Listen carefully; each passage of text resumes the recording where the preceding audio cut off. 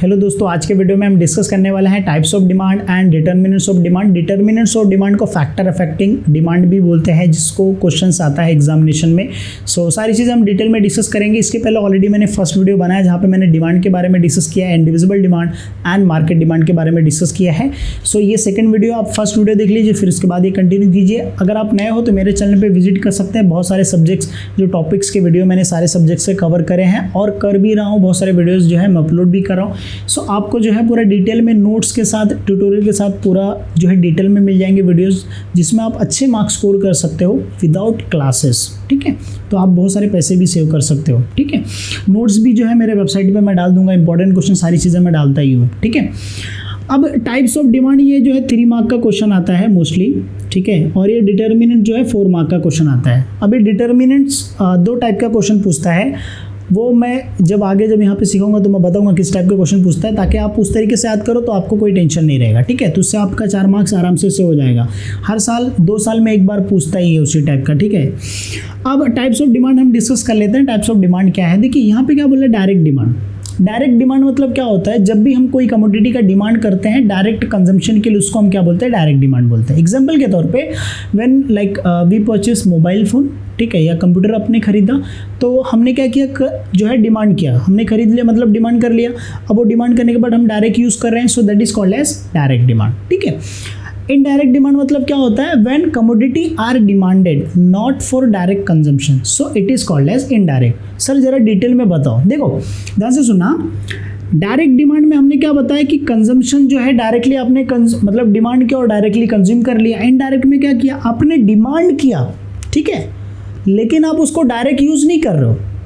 आप उस प्रोडक्ट का, आप उस चीज़ का, प्रोडक्ट का डिमांड किया आपने, सो दैट आप कोई दूसरी कमोडिटी प्रोड्यूस कर सको, उसी को हम क्या बोलते हैं, इनडायरेक्ट डिमांड बोलते हैं। एग्जांपल के तौर पे जैसे आपने सिलाई का मशीन परचेस किया, ठीक है, अब वो मशीन आपने परचेस किया, अब उस मशीन का यूज़ करके आप कोई दूसरा गुड्स बनाओगे। दूसरा एग्जांपल इनडायरेक्ट डिमांड में आता है, जैसे आपने मशीन खरीदा आइसक्रीम बनाने का, सो आपने डिमांड किया मशीन का, ठीक है, लेकिन उस मशीन का यूज़ करके आप कोई दूसरा प्रोडक्ट बना रहे हो, so that is called as indirect demand. Labour का आपने डिमांड किया, सो लेबर को आप जो है डिमांड कर रहे हो और उस लेबर का यूज़ करके कोई दूसरा प्रोडक्ट प्रोड्यूस कर रहे हो। सो प्रोडक्शन प्रोसेस में, बेसिकली प्रोडक्शन प्रोसेस में हम यूज़ करते हैं, तो उसको हम क्या बोलते हैं, इनडायरेक्ट डिमांड बोलते हैं। अंडरस्टूड। सो डायरेक्ट डिमांड मतलब अगर अपन लैंग्वेज की भाषा में बोला जाए, आपने दुकान पे गए और दुकान पे जाने के बाद क्या किया, डायरेक्टली लड्डू खरीदा और खा गया। इनडायरेक्ट में क्या हुआ, अपन डायरेक्टली लड्डू नहीं खरीद रहे, अपन मटेरियल खरीद के फिर बना रहे हैं, राइट, और उस बनाने के प्रोडक्शन में लेबर का भी यूज़ हो रहा है, मशीन का भी यूज़ हो रहा है, राइट, प्लेस का भी यूज़ हो रहा है। तो indirect demand basically which is not for direct consumption, और डायरेक्ट डिमांड में क्या होता है, डायरेक्ट कंजम्पशन होता है। आई hope you understand. Direct consumption में मैंने बताया मोबाइल का यूज एग्जांपल लिख सकते हो। इनडायरेक्ट में क्या बताया मैंने, लेबर्स का, कैपिटल का, मशीनरी का जो है आप एग्जांपल लिख सकते हो। आई hope you clear with this, क्योंकि 2 मार्क्स के डिस्टिंग्विश में पूछ सकता है, तो भाई आप मीनिंग लिख लो, दूसरा एग्जाम्पल डाल दो तो 2 मार्क्स आपके फिक्स हो जाएंगे।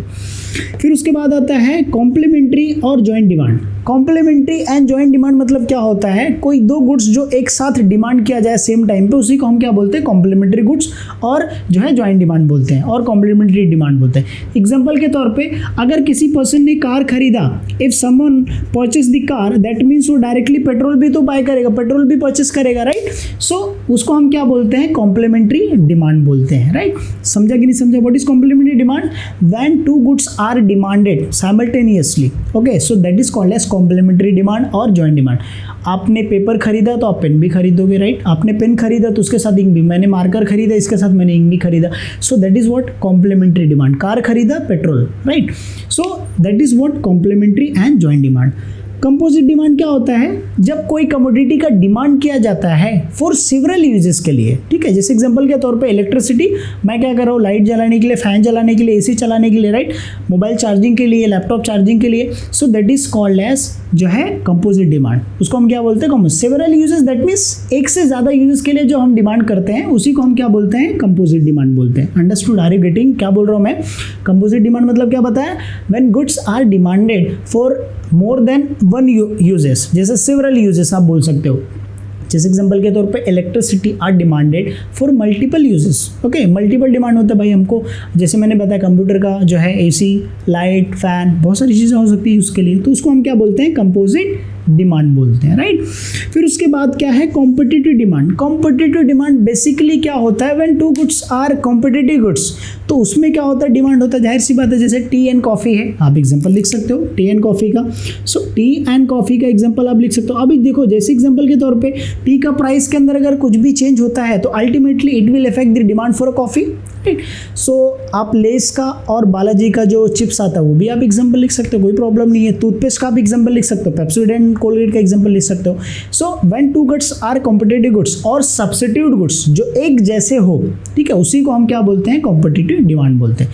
टूथपेस्ट का मैंने बताया, कोलगेट, पेप्सोडेंट है तो टूथपेस्ट ना सिर्फ सब्स्टिट्यूट है, राइट।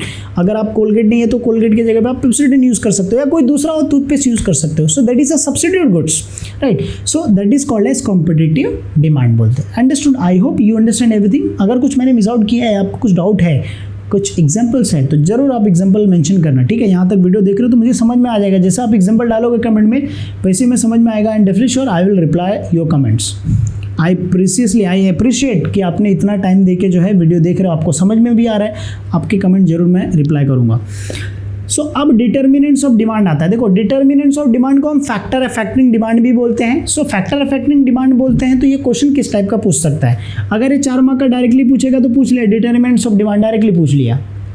अगर ये एग्री डिसएग्री में पूछेगा, मतलब आप एग्री हो या डिसएग्री हो, तो कैसे पूछेगा, price is the only determinants of demand. Price is the only determinants of demand, तो आप क्या बोलोगे, एग्री, डिसएग्री, आंसर बताना जरूर, ठीक है, कमेंट सेक्शन में।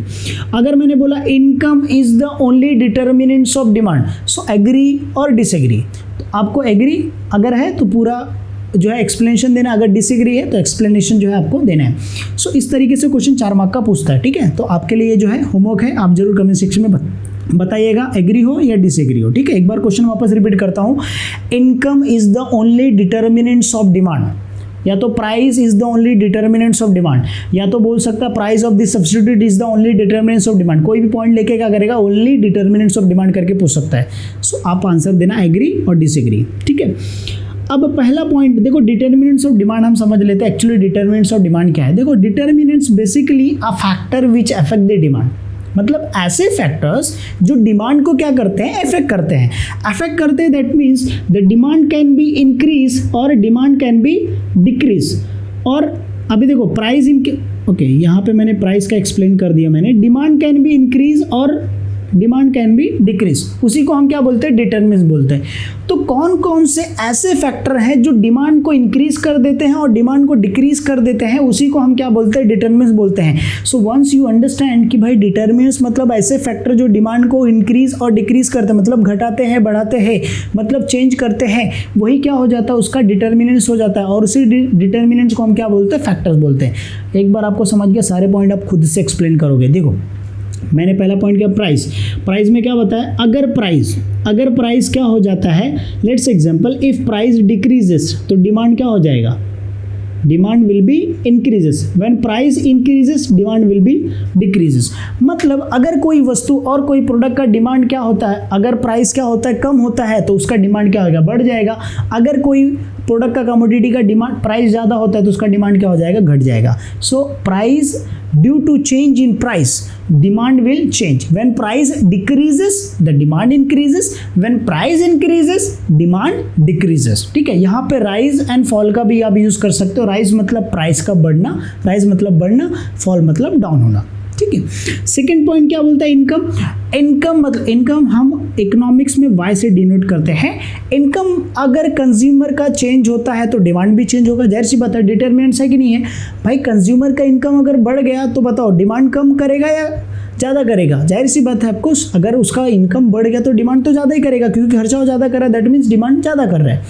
अगर उसका इनकम कम हो गया, कंज्यूमर का इनकम अगर कम होता है तो डिमांड भी क्या करेगा, वो कम करेगा। सो आप यहाँ पे बोल सकते हो due to change in consumer income demand for a commodity also change. If consumer income is increases demand for a commodity also increases. If consumer income decreases demand for a commodity also decreases. इस तरीके से क्या कर सकते हैं, आप explain कर सकते हो। आई होप यू अंडरस्टूड, आपको समझ में आ रहा होगा, ठीक है। अब नेक्स्ट पॉइंट क्या है, price of substitute goods. Price of substitute goods मतलब क्या होता है, यहाँ पे मैंने बताया टी एंड कॉफ़ी का। अगर टी का प्राइस के अंदर कुछ भी चेंज होता है तो उसका इफेक्ट किस पे दिखेगा, कॉफ़ी पे दिखेगा। अगर कोलगेट का प्राइस कम ज़्यादा होता है तो उसका पेप्सोडेंट दूसरे टूथपेस्ट पे जो है इफेक्ट दिखेगा।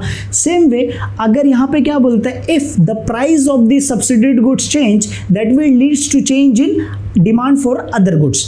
मतलब अगर price of the subsidized goods change होता है तो demand for other goods will change, मतलब उसका जो सब्सिट्यूट गुड्स रहेगा उसका डिमांड भी क्या हो जाएगा, चेंज हो जाएगा। उसी को हम क्या बोलते हैं, प्राइस ऑफ सब्सिट्यूट गुड्स बोलते हैं। एग्जांपल के तौर पे if price increases for T the demand for coffee will increase. भाई टी का अगर हमको ज़्यादा पे करना पड़ रहा है तो भाई हम उतने पैसे में कॉफ़ी, प्रीमियम कॉफ़ी पियेंगे ना भाई, क्यों हम टी पियेंगे, राइट। वो अलग बात है, if I am a tea lover तो भाई कॉफ़ी कुछ भी हो उससे कोई फ़र्क नहीं पड़ता है। देखो price of complementary goods, we had already discuss. Complementary goods में क्या बताया मैंने, car and petrol, pen and paper बताया, पेन एंड इंक होता है, ये जॉइंट डिमांड होता है, उसी को हम क्या बोलते हैं, कॉम्प्लीमेंट्री।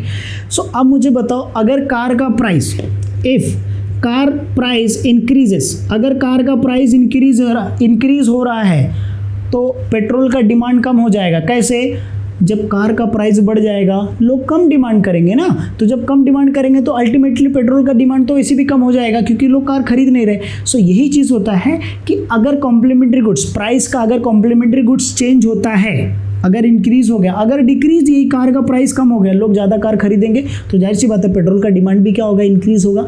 सो यही बोलता है कि जब प्राइस अगर चेंज होता है कॉम्प्लीमेंट्री गुड्स के अंदर तो डिमांड भी क्या होता है, चेंज हो जाता है।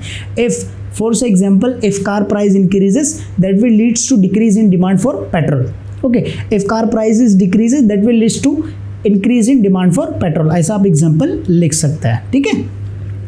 नेचर ऑफ प्रोडक्ट, अभी देखो nature of product that means किस टाइप का प्रोडक्ट है।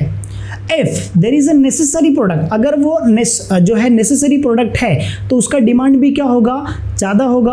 अगर नेसेसरी प्रोडक्ट नहीं है तो उसका डिमांड भी क्या होगा, कम होगा। उसके बाद नेक्स्ट पॉइंट क्या है, साइज ऑफ पॉपुलेशन। देखो साइज ऑफ पॉपुलेशन मतलब क्या बताया, इफ पॉपुलेशन इंक्रीजेस, अगर पॉपुलेशन बढ़ रहा है तो जाहिर सी बात है जब पॉपुलेशन लोग बढ़ेंगे तो डिमांड भी लोग ज़्यादा करेंगे। सो ये क्या हो जाता है, अगर पॉपुलेशन बढ़ा तो डिमांड ज़्यादा हुआ, अगर पॉपुलेशन कम हुआ तो डिमांड कम हुआ। तो देखो डिटर्मिनेंट्स ऑफ रिलेट करो, ये फैक्टर है, ये फैक्टर की वजह से डिमांड इंक्रीज और डिक्रीज होता है। एडवर्टीजमेंट, अब देखो एडवर्टाइजमेंट मतलब होता है कि अगर अट्रैक्टिव एडवर्टीजमेंट रहेगा तो लोग ज़्यादा परचेस करेंगे। जाहिर सी बात है अगर आपने कोई एड्स देखा कि भाई ये जो है आप क्रीम लगाओ इससे आप गोरे हो जाओगे, इससे आप जवान दिखोगे, इससे आप फिट हो जाओगे, तो वो एडवर्टीजमेंट इतना अट्रैक्टिव रहेगा तो जाहिर सी बात आप ट्राई करोगे। जैसे एग्जांपल के तौर पे आयुर्वेदिक प्रोडक्ट का ऐड आता है तो अपन क्या सोचते भाई ये आयुर्वेदिक है, प्योर रहेगा, वही अपन खरीदते, right. So that is what attractive advertisement. अभी जैसे डेयरी मिल्क का बहुत सारे अट्रैक्टिव एडवर्टीजमेंट आता है, जैसे बीच में आया था स्प्राइट का, सीधी बात नो बकवास। सो वो एक ऐसा समझो एक इनोवेटिव है, उसकी वजह से क्या होता है, डिमांड इंक्रीज होता है। जैसे बर्गर का कोई एग्जाम्पल बताता है, या जैसे आप स्लाइस का ले सकते हो, कैसे आम का मतलब रस, वो सारी चीज़ें पूरा अट्रैक्टिव चीज़ें दिखाता है। तो उससे क्या होता है अल्टीमेटली कहीं ना कहीं वो डिमांड पे इफेक्ट करता है attractive advertisement. Taste, habit and fashion. देखो टेस्ट भी चेंज होने की वजह से, फैशन भी चेंज होने की वजह से, लोगों का जो है वो चेंज होने की वजह से डिमांड चेंज होता है। सो सर कैसे एग्जांपल, देखो बेस्ट एग्जांपल है, हालांकि लिखना नहीं आप लोग। फैशन देखो, कुछ लोग फटी जीन्स पहनना पसंद करते हैं, वो भी हायर प्राइस पे करके, राइट। तो फैशन चेंज हुआ तो लोग क्या कर रहे हैं, अपना जो है वो भी चेंज कर, फैशन भी चेंज, मतलब जो है डिमांड चेंज हो रहा है। So due to change in fashion, अगर फैशन में कुछ चेंज होता है तो अल्टीमेटली डिमांड भी क्या होता है, चेंज होता है। तो यहाँ पे लोगों का टेस्ट हैबिट, भाई जो भी लोगों का है प्रेफरेंस रहेगा, जो भी टेस्ट, जो भी हैबिट है, अगर उनका हैबिट चेंज होता है, एक प्रोडक्ट से दूसरे प्रोडक्ट में हैबिट, डेली का टी का जो है कंज्यूम करते थे, अभी उनका हैबिट चेंज हो गया तो कोई दूसरे प्रोडक्ट में, राइट। हैबिचुअल गुड्स का भी आप यहाँ पे एग्जांपल ले सकते हो। सो उसकी वजह से डिमांड क्या होता है, चेंज होता है। तो उसको हम बोलते हैं taste, habit, preference. Expectation about future price. देखो एक्सपेक्टेशन अबाउट फ्यूचर प्राइस मतलब क्या होता है कि जैसे एग्जाम्पल के तौर पर यहाँ पे मिस्टर ए है, mister A wants to buy gold. Mister A को क्या खरीदना है, गोल्ड खरीदना है, ठीक है। और गोल्ड का प्राइस करंटली जो चल रहा है वो 45,000 चल रहा है, ठीक है। 45 के चल रहा है मतलब 45,000 हो रहा है, ठीक है। अब मिस्टर ए ने क्या सोचा कि भाई एक वीक में रुक जाता हूँ, मार्केट कम डाउन हो रहा है तो हो सकता है ये 45 का जो है 43 हो जाए। तो मिस्टर ए ने जैसा अजम्पशन किया था बरोबर 40 जो है 43 हो गया। तो मिस्टर ए ने देखा भाई अगर 2000 कम हो रहा है एक वीक में, मैं 2 वीक और रुकता है और प्राइस कम हो जाएगा। चलो भाई वापस से मिस्टर ए ने वापस से अनुमान लगाया, वापस से क्या हो गया, ये 41 हो गया। सो वापस से जो है 2000 कम हो गया। अब यहाँ पे देख रहे हैं, देखो यहाँ पे प्राइस तो कम है ना, प्राइस इज वेरी लेस। अगर उस टाइम पे देखेंगे हायर था, अभी कम हो गया। सो एक्सपेक्टेशन क्या मिस्टर ए ने कि जब प्राइस कम होगा तब मैं खरीदेगा, तो अब प्राइस कम हो गया तो भी नहीं खरीद रहे डिमांड। क्यों? क्योंकि ये सोच रहे हैं कि भाई और मैं 2 वीक रुकता है तो ये 40 का क्या हो जाएगा, 30 हो जाए, 38 हो जाएगा या 39 हो जाएगा, तब मैं परचेस करूँगा। लेकिन सडनली क्या होता है, वापस से 43 हो जाता है। तो अब ये 43 के पे क्या करेंगे, मिस्टर ए परचेस कर लेंगे। क्यों? क्योंकि यहाँ पे अब ये सोचेंगे भाई अगर और मैं रुका, ये 43 का वापस 45 हो गया तो मेरा फिर से वो जो है, तो ये टाइम पे क्या करेंगे, परचेस करेंगे। तो उसी को हम क्या बोलते हैं, expectation about future price. That means anticipate करना कि भाई फ्यूचर में प्राइस क्या होगा। तो इसके लिए क्या करता है, कम प्राइस पे भी डिमांड नहीं करता है लोग। तो ये एग्जांपल आप एग्जांपल लिख सकते हैं एग्जामिनेशन में। अदर फैक्टर में बहुत सारे फैक्टर आते हैं, जैसे टेक्नोलॉजी फैक्टर आता है, टैक्सेशन का भी आप लिख सकते हो। आप जो है कल्चरल एक्टिविटी, वो भी जैसे हमारे इंडिया में जो है डिफरेंट कल्चर्स है, राइट। सो हमारे इंडिया में डिफरेंट लैंग्वेजेस है, डिफरेंट फेस्टिवल्स है, तो हर फेस्टिवल की वजह से डिमांड क्या होता है, इंक्रीज और डिक्रीज हो। जैसे दिवाली का हम एग्जांपल लेते हैं, सो दिवाली में भी क्या होता है, डिमांड इंक्रीज होता है। सो वो अदर फैक्टर में इंक्लूड होता है। तो आप इस तरीके से एक्सप्लेन कर सकते हैं। आई होप मैंने सारी चीज़ें डिटेल में डिस्कस किया रहेगा। इसका जो नेक्स्ट वीडियो रहेगा वहाँ पे हम डिस्कस करेंगे variation in demand and variation change in demand. So I hope आपको वीडियो अच्छा लगा रहेगा। पूरा वीडियो देखने के लिए thank you so much guys watching video. And अगर लास्ट तक देख रहे हो कमेंट करना, जरूर आपको रिप्लाई करूंगा। So thank you so much guys for watching video.